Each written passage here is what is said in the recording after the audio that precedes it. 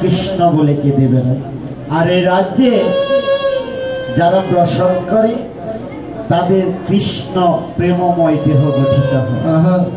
এইবার এই মহাজন আরো জানিয়ে দিল এই রাজ্যে প্রবেশ করতে হলে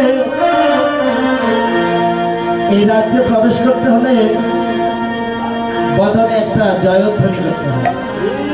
যেমন ভারতে যদি একবার কেউ যায় পাসপোর্ট ভিসা করতে হয়, তো ভগবান বললেন এই রাজ্যে যদি প্রবেশ করতে হয় এই রাজ্যের একটা নিয়ম নীতিমালা আছে।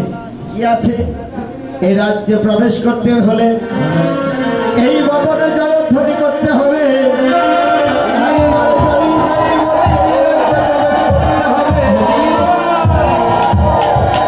আর এই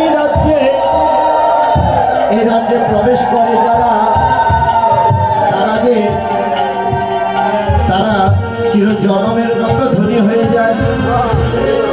এই রাজ্যে প্রবেশ করলে ধনী হওয়া যায়, এই রাজ্যে প্রবেশ করলেই ধনী হওয়া যায়, খুব ধনের ধনী হওয়া যায়। এই রাজ্যে ধনী হতে হলে কে ধনী হবে, কেমন ভাবে হবে?